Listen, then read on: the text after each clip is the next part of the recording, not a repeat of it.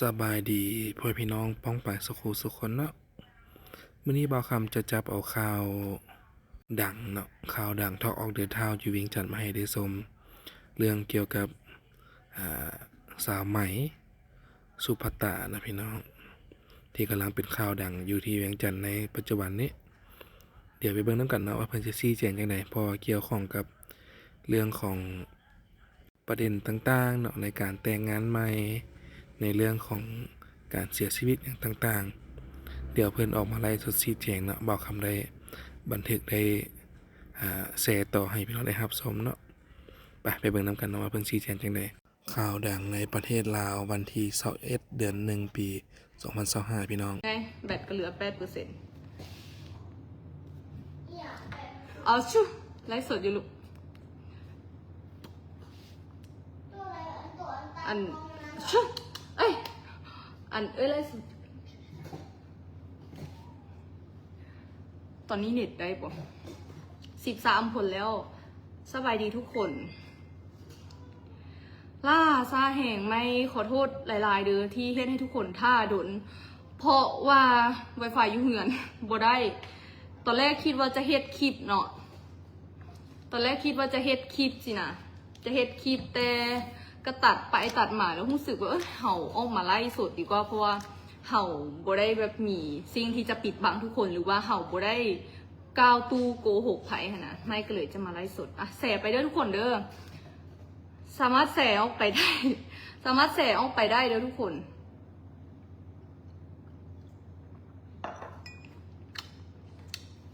สามารถแชร์ออกไปได้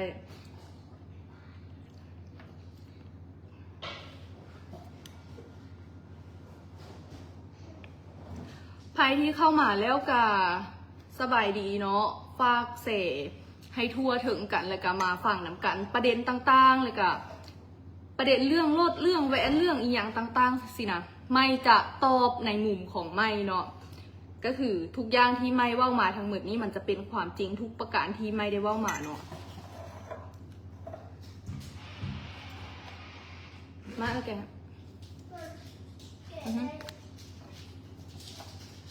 เข้ามา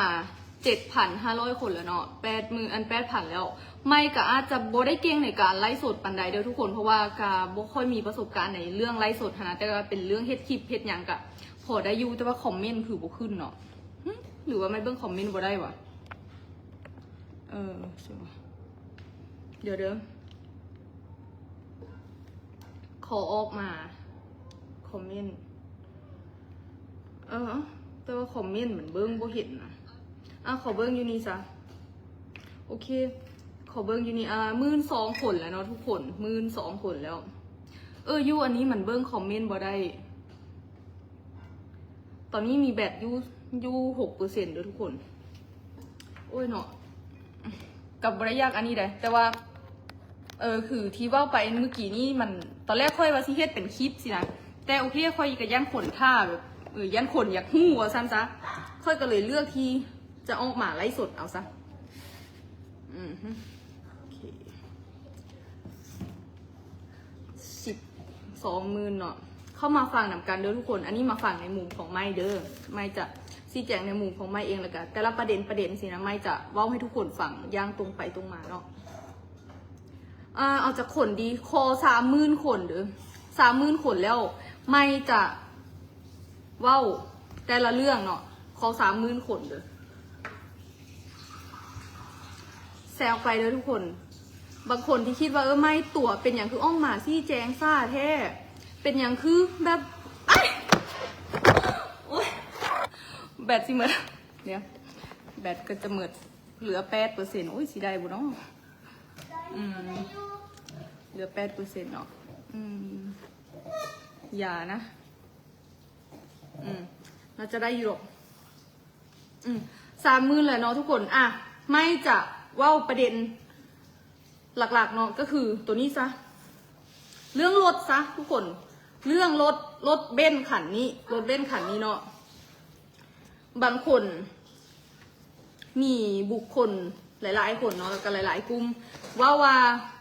รถคันนี้เป็นรถของอดีตของเท้านพรัตน์เนาะ ซึ่งมันบ่แม่นความจริงทุกประการเลยทุกคนรถคันนี้เป็นรถไม่เองเป็นรถเบนซ์ไม่จะเอาให้เบิ่งเป็นรถเบนซ์เนาะไม่ซื้อช่วงท้ายปี2023เป็นเงินที่ไม่ขายเครื่องขายเสื้อผ้าตอนนั้นไม่เปิดห้านขายเสื้อผ้าอยู่นครหลวงห้านแรกอยู่พระขาวห้านสองอยู่ท่าหลวงเนาะเป็นเงินที่ไม่ได้มาจากน้ำพักน้ำแห่งที่ไม่ขายเสื้อผ้าเนาะป้ายนี้รถเบนซ์ยี่ห้อเบนซ์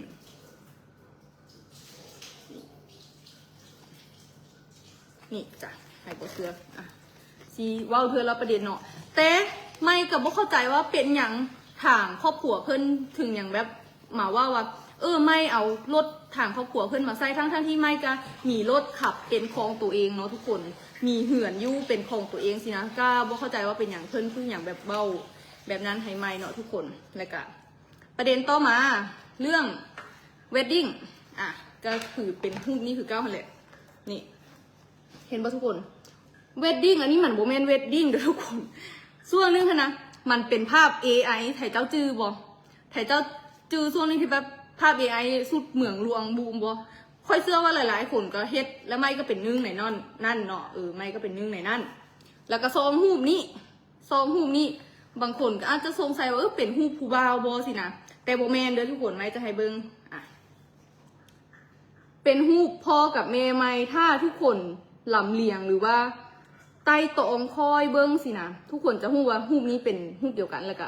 เป็นภาพเดียวกันในมือที่ทายมือนั่นเนาะตัวนี้แม่นตัดจบไปเลยมันโบแม่นทายเวดดิ้งน้องหูปนี้ไม่ไปเฮ็ดยูสตูมูเนาะแล้วก็ฮอตสุดตัวนี้เนาะไม่จะมาตอบตัวนี้นะเรื่องแหวนแหวนนี่ไม่จะเอาให้เบิ้งด้วยทุกคนเห็นบ่แหวนตัวนี้เมนยูปลายมันจะคือกันแต่ครอบมันบ่คือกันซึ่งไม่อยากให้ทุกคนไปเบิ้งดีๆอยากให้ทุกคนวัดแทกให้ละเอียดสินะเพราะว่าแหวนวงนี้ไม่ซื้ออยู่ภาคสั้น2เนาะแต่ว่าไม่จะบ่ขอว่าห้านใดซึ่งเป็นแหวนของไม่เองเนาะทุกคนไม่มีแต่โดดแล้วตอนนี้ตั้งแต่ก้อนรู้จักกับไอ้นพรัตน์เนาะแหวนวงนี้นะคือแหวนของไม่เองไม่ว่าอยากให้ทุกคนเอาความสะใจแล้วก็พอแต่โพสแต่บ่ใต้ตองอย่างแล้วมาโจมตีใส่เห่าสินะอันนี้เรื่องแหวนเนาะไม่ขอเขียนว่าโบแมนของผู้เสียชีวิตเด้อก็ตัวใดต่ออีก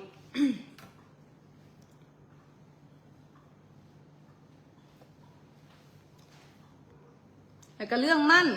เรื่องมั่นเนาะเรื่องมั่นนี้หลายๆคนก็ถามว่าเป็นยังคือมั่นไหวแท้เป็นยังคือแต่งไหวแท้เนาะทุกคนเรื่องแต่งเมนอย่างบ่ได้แต่งเนาะทุกคนไม่ก็คิดว่าผู้หญิงทุกคนนะมีความฝันที่อยากแต่งงานเลยแล้วไม่ก็เป็นนึ่งในนั้นเนาะทุกคนเนาะมีความฝันที่อยากแต่งงานแล้วไม่ก็เป็นนึ่งในนั้นขออ่านคอมเมนต์ก่อนเลยแป๊บนึง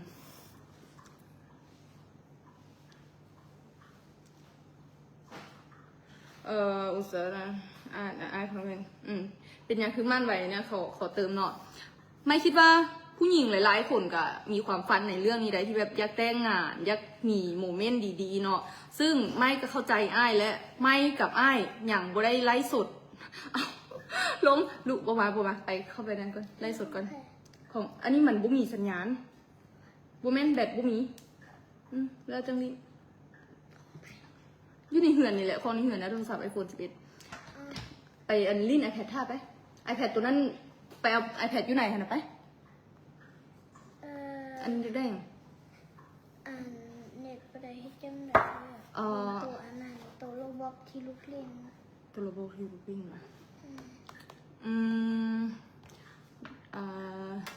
Wi-Fi ก็พัดบ่ได้บุกเข้ามาลูก Wi-Fi ก็พัดบ่ได้เด้เนาะเดี๋ยวลิ้นเกมอย่างอื่นแทนได้บ่แบบเป็น Angry Bird นะ Angry Bird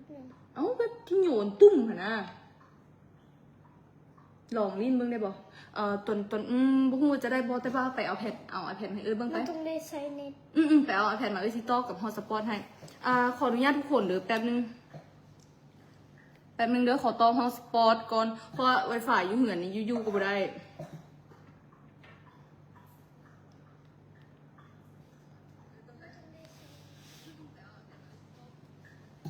มา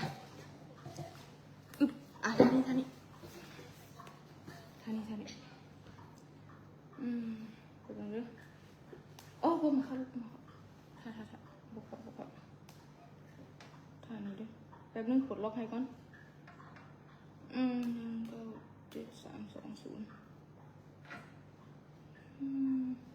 ทางนั้นก็ท่านั่งท่าเดี๋ยวอันนั้นมันจะตก นี่ กล้องเด้อเคสมันมีอยู่โอ้เน็ตสั่นน่าจะได้อยู่ไปโอเคไปลิ้นท่าถ้าเน็ตซ่ากะขอโทษด้วยทุกคนเพราะว่า Wi-Fi ยุ่งเงินมันบ่ได้มันตอนนี้เชื่อมต่อ Wi-Fi 3ด้วยฮอดใส่ละเดี๋ยวแป๊บนึงเด้อ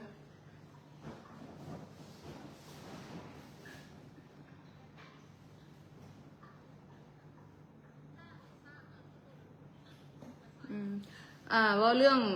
นี้โตเนาะก็คือเรื่องแต่งงานเนาะอย่างเรื่องแต่งงานแม่นอย่างบ่ได้ทันแต่งทุกคนเป็นเพียงการมั่นหมายเนาะซึ่งไอ้นพรัตน์เพิ่นก็อยากแสดงความจริงใจให้เฮาเห็นเนาะและไม่ก็ดีใจที่ไอ้เพิ่นเลือกแสดงความจริงใจให้เฮาเห็นแบบนั้นเนาะแต่การแต่งงานนี้ก็ยังบ่ได้มีแผนเลยทุกคนอยากให้ทุกคนสบายใจได้ว่าอย่างบ่ได้แต่งเนาะกับประเด็นตัวนี้มีทุกคนอยากรู้ประเด็นตัวไหนบ่สามารถคอมเมนต์มาถามได้เนาะอ๋อเรื่องนี้เรื่องที่ว่าไม่กับไอ้นพรัตน์แล้วก็ฟังนั่นหรือว่าครอบครัวเก่าของเพิ่นเคยรู้จักกันมาก่อนบ่เป็นเซี่ยวกันบ่หรือว่าแบบรู้จักกันมาตั้งแต่โดนบ่ไม่อยากตอบมาณจุดนี้ว่าไม่บ่ได้รู้จักกับอ้ายเพิ่นเป็นการส่วนตัวเนาะเพราะว่ามือที่ไม่รู้จักอ้ายเพิ่นก็เป็นมือที่เกิดเหตุแล้วก็ไม่ก็รู้จักพร้อมกับทุกคนเลยเพราะมือนั้นไม่จื้อได้ดีฝนตกแล้วไม่ก็ยังนั่งริมอยู่นี่กับหมู่หั่นนะแล้วก็เห็นข่าวพร้อมกับทุกคนเนาะและไม่กับบ่ได้อีหยังหลังจาก2-3 มื้อที่เกิดเรื่องก็มีการไปส่งสการไม่กับเพียงคอมเมนต์แสดงความเสียใจเนาะก็คือทุกคนที่แบบคอมเมนต์เนาะแล้วก็ตอนนี้ฮะเนาะก็มีคอมเมนต์ต่างๆนานาว่าแบบไม่นี่ไปเป็นเมียน้อยของอ้ายจังสั้นจังสี่ข้อมูลเท็จจริงก็คือที่ไม่แจ้งมาโดยทุกคนว่ารู้จักกันขั้นตอนใดสินะและไปเริ่มทำความรู้จักกันตอนไหนก็คือที่อ้ายเพิ่นแจ้งมาเลยก็เป็นแบบนั้นอย่างแท้จริงเนาะแล้วก็ไม่อยากถามทุกคนว่ามันผิดหลายบ่ที่คนคนนึงอยากเริ่มต้นไม่สินะแล้วก็ไม่ก็อยากมีชีวิตครอบครัวหรือว่ามีความฮักที่มันดีเนาะแต่ไม่ก็บ่ฮู้ว่าอนาคตมันจะดีบ่นะแต่แค่ไม่ก็อยากลองเบิ่งว่ามันจะไปฮอดไสสินะมันยังแซ่เน็ตซ่าอย่างว่าโอ้เนาะอดเอาได้บ่จังน้อยไอกี้มาจังน้อยไอกี้มาเดี๋ยวเซตบอกไอกี้ก่อนจังน้อยไอกี้มาแล้วก็ต้องฮอตสปอตกับไอกี้อดเอาเด้อแป๊บนึงเด้อนั่นแหละทุกคนมันไม่ก็ถามว่ามันผิดลายบอที่เฮาแบบอยากมีครอบครัวแล้วก็อยากลองสร้างครอบครัวเบิ่งหั่นนะว่ามันจะเป็นแบบใดหรือว่ามันจะออกมาดีบ่หรือบ่ไม่ก็บ่ฮู้เนาะทุกคนแต่สิ่งที่ไม่เล่ามาทั้งหมดทั้งมวลนี่มันก็เป็นความจริงเนาะการที่ไม่ออกมาไลฟ์สดนี่ไม่ก็เพียงอยากปกป้องตัวเองว่าทุกอย่างที่ทุกคนเห็นทุกอย่างที่ทุกคนโพสต์มันบ่ได้มีมูลความจริงทั้งสิ้นเนาะและไม่ก็บ่ได้มีส่วนเกี่ยวข้องอีหยังทั้งสิ้นกับเรื่องที่เกิดเนาะทุกอย่างที่โพสต์ต่างๆนานาเรื่องรถเรื่องอีหยังตอนนี้ไล่บ่ได้เลยเด้อมีคนโทรมา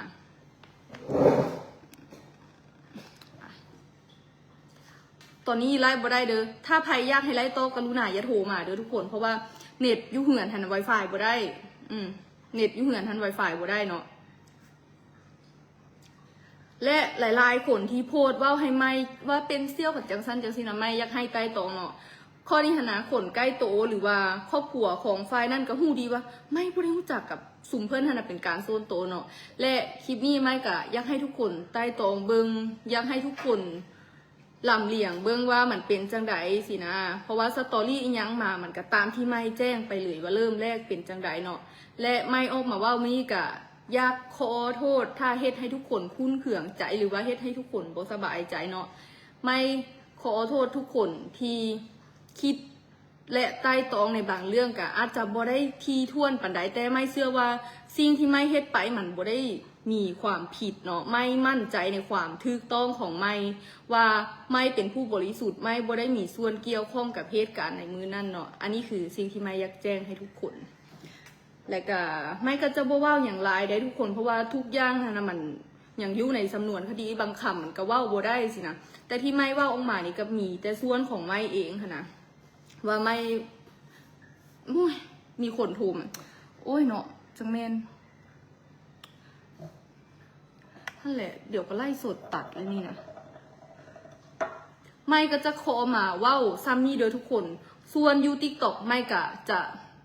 บ่ได้เว้าอย่างไรหรือว่าอาจจะออกมาเว้าเนาะแต่ก็อาจจะไปบอกว่าไม่ออกไปไล่สดอยู่ในติ๊กต็อกแล้ว หลังจากนี้ไม่ก็อยากให้ทุกคนอ่านเบิงว่าอันใดจริงเบิงว่าอันใดเท็จเบิงว่าอันใดแท้ใต้ตองเบิงดีๆเนาะทุกคน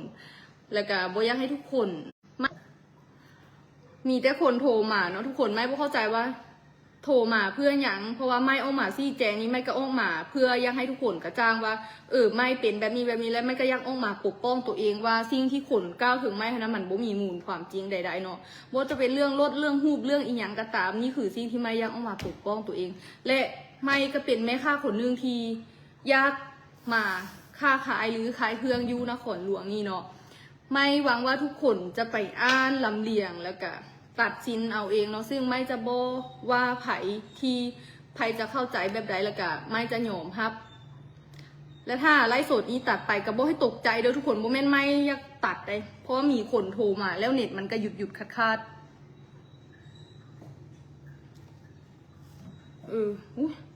โทรมาอยู่นั่นแหละบุ้งหัวว่าไลฟ์สดอยู่เนี่ยถ้าเราจะเบิ้งไลฟ์สดก็แทนที่สิแบบให้ความร่วมมือเขาเนาะ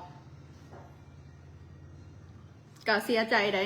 หลายๆคนอยากให้ออกมาซี่แจงเนาะแต่ว่าก็โทรมาอยู่นำแบบนี้บ่เข้าใจก็ฮู้อยู่ว่า Wi-Fi อยู่เหือนตอนนี้มันบ่ได้ค่ะนะบ่เข้าใจว่าใครโทรมา